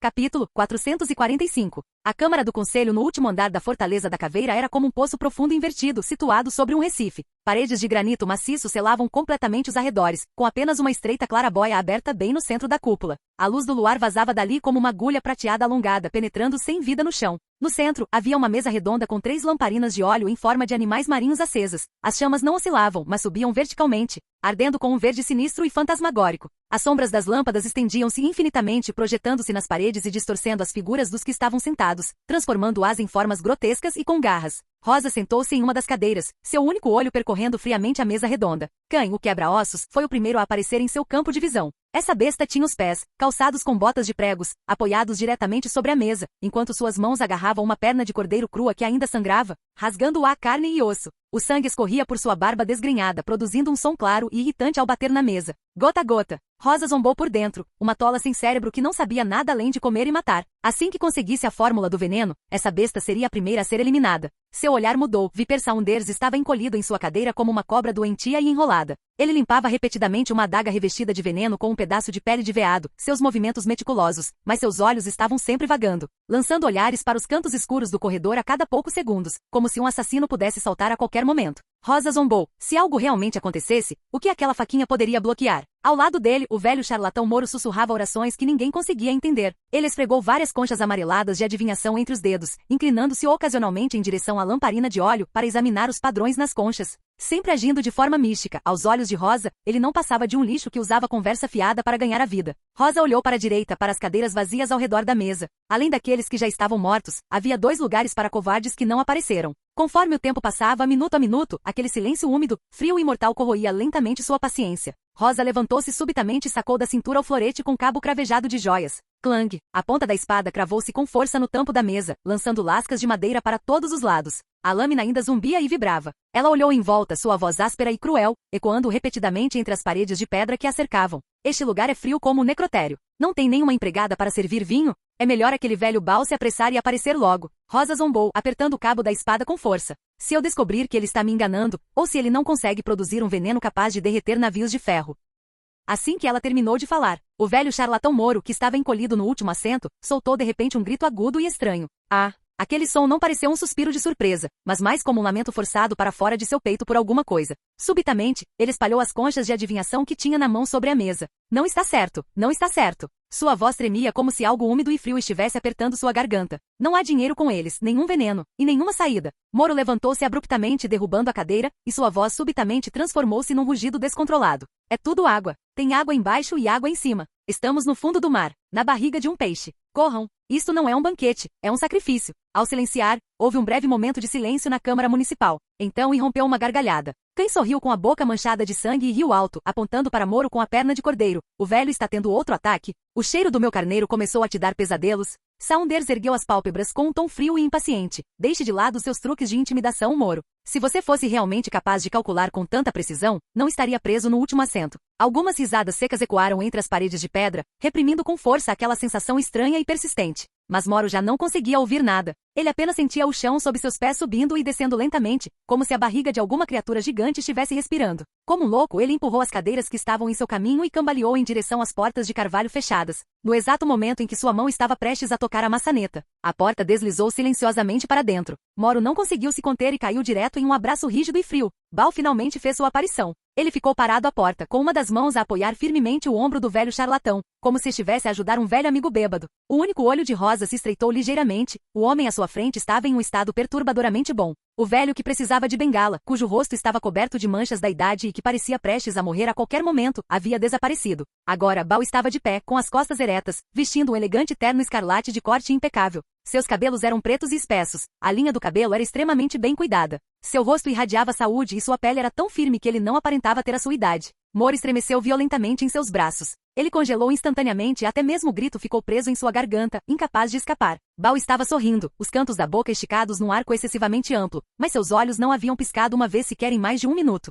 Com a outra mão, ele segurava uma mulher. Ela estava envolta num véu preto espesso, seus passos silenciosos, a barra do vestido deslizando pelo chão, seus dedos dos pés completamente invisíveis. Bal empurrou Moro de volta para a cadeira com delicadeza, seus movimentos excessivamente ternos, mas deixando marcas de dedos roxas bem definidas no braço do outro. Por que fugir, Moro? O banquete mal começou. Peço desculpas, amigos, por ter preparado isso. Bal fez uma pausa com um sorriso inalterado. Para o banquete, dediquei um tempo para selecionar cuidadosamente os ingredientes. A luz verde e fantasmagórica da lâmpada tremeluzia atrás dele, iluminando seu rosto e fazendo-o parecer excessivamente jovem. A suavidade daquela pele não era fruto de bons cuidados, mas sim como a de um cadáver que tivesse ficado imerso em água fria por muito tempo, inchado ao máximo, alisando todas as rugas. Um a um, os olhares ao redor da mesa redonda se voltaram para Bal. Viper Saunders estreitou os olhos, a adaga entre seus dedos girando rapidamente, a lâmina projetando uma imagem residual na luz verde fantasmagórica. Como um cavaleiro extraordinário de alto nível, ele podia sentir claramente que dentro do corpo daquela velha criatura, a força vital pulsava de uma maneira que desafiava o senso comum.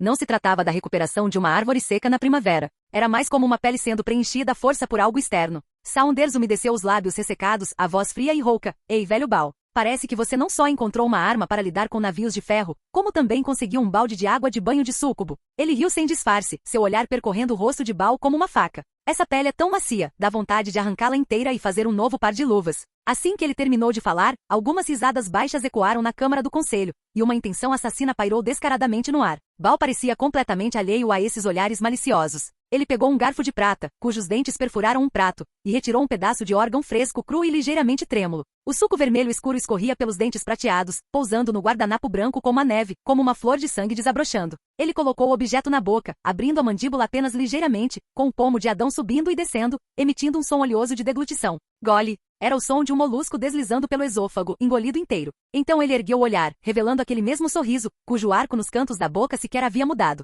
Esta é uma bênção das profundezas do oceano, Saunders. Sua voz ecoou de forma turva. Contanto que você seja obediente, todos podem renascer. Quando essas palavras foram ditas, o ar pareceu congelar instantaneamente. De repente, Khan Esmaga-Ossos levantou-se abruptamente. Como um cavaleiro do pico de nível intermediário que havia devastado esses mares por 30 anos, sua paciência havia chegado ao limite. Ele nunca fora bom em ouvir enigmas, e muito menos tolerava ser feito de bobo. Basta! Esse rugido foi como um trovão. O chão sob seus pés soltou um gemido abafado, e rachaduras semelhantes a teias de aranha se espalharam instantaneamente e freneticamente a partir de suas botas de guerra. Uma energia de batalha amarelo-terra irrompeu de seu corpo como um vulcão que havia sido reprimido por muito tempo. Era puro que de batalha do tipo poder, pesado e violento, com força bruta suficiente para esmagar rochas, preenchendo instantaneamente toda a Câmara do Conselho. Ele chutou a borda da mesa redonda. Bum! A mesa redonda, pesada e sólida foi virada de cabeça para baixo. Sopa, vísceras e gordura espirravam no ar, batendo com força nas paredes de pedra e nos suportes das lâmpadas. As chamas verde escuras e fantasmagóricas oscilavam violentamente.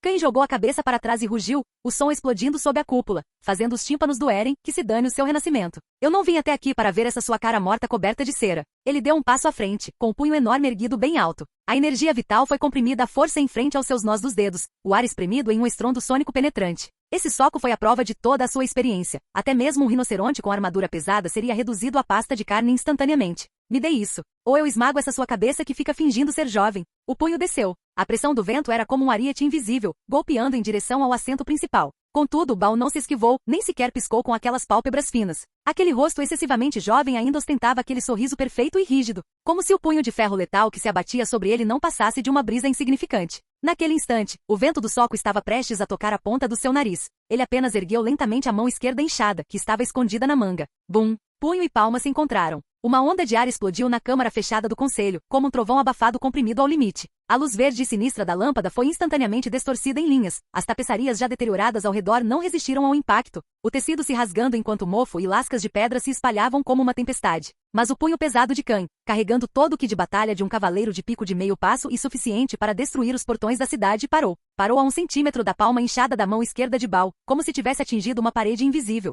O braço de Baal estava assustadoramente firme, sem que sequer uma única fibra muscular se movesse. O ar entre os dois foi comprimido à força, soltando um gemido baixo. Na corrente de ar caótica provocada pelo impacto, o largo chapéu tricórnio de capitão que Baal usava foi arrancado completamente. O chapéu cambaleou pelo ar algumas vezes, perdeu a direção e caiu com um baque num canto escuro. Cain ficou atordoado por um instante, e numa luta de vida ou morte, um instante foi suficiente para ser fatal. Na sala do conselho, um silêncio sepulcral se instalou. Todos os olhares se voltaram involuntariamente para cima, fixos na coroa exposta de Baal. Não havia cabelo ali, nem mesmo couro cabeludo. A parte superior do crânio parecia ter sido cuidadosamente cortada por alguma ferramenta de alquimia precisa, formando uma espécie de tigela de osso aberta. E dentro daquela tigela oca de osso, uma massa de organismos rosados de corpo mole pulsava. Era translúcido, úmido e tinha um brilho oleoso e doentio. Parecia um cérebro gigante mutante exposto ao ar, ou um polvo de corpo mole enfiado à força em uma cavidade craniana. Inúmeros tentáculos minúsculos e translúcidos estendiam-se de suas bordas, como raízes de plantas, penetrando profundamente no córtex cerebral de Baal, chegando até a base do crânio e desaparecendo atrás dos globos oculares.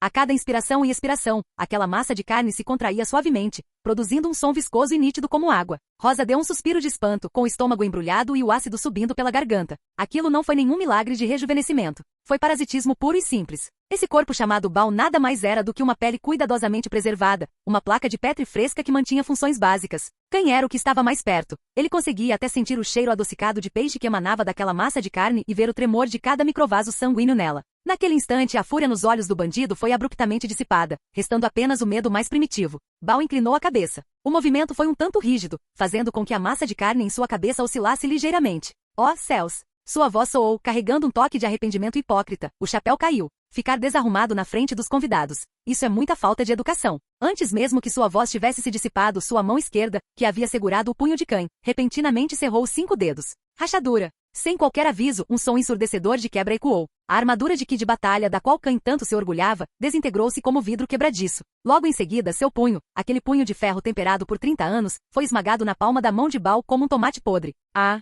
O grito estridente acabará de irromper de sua garganta quando parou abruptamente. Porque a mão direita de Baal era tão rápida quanto um raio vermelho. Ele agarrou o rosto gritante de Cain, 5 dedos afundando profundamente nos ossos faciais do outro. Muito barulhento. Baal sorriu, juntando os dedos delicadamente. Splat! Como se estivesse esmagando uma melancia madura, uma substância vermelha e branca espirrou instantaneamente. Sangue espesso espirrou no rosto de Baal e também no cérebro parasita rosado em cima de sua cabeça. O organismo de corpo mole, que estava um tanto letárgico, estremeceu de excitação no instante em que tocou o sangue escaldante. Inúmeros tentáculos minúsculos dançavam freneticamente, absorvendo avidamente os nutrientes que haviam respingado sobre ela. Sangue úmido escorria pelos tentáculos, fazendo com que a coisa parecesse ainda mais vívida e rechonchuda, chegando até a emitir um agradável som de gugi, em meio àquele som nauseante de sucção. O cadáver decapitado se contraiu 2 vezes e caiu suavemente de joelhos aos pés de Baal. No corredor, um silêncio sepulcral. Fim do vídeo. Para acesso antecipado à continuação dos vídeos, ou para incentivar o canal, vire membro. Muito obrigado. Ei, quer ouvir meus novos projetos antes de todo mundo? O segredo foi revelado. Seja membro no Patreon e libere agora o acesso antecipado a áudios exclusivos e inéditos. Te espero lá!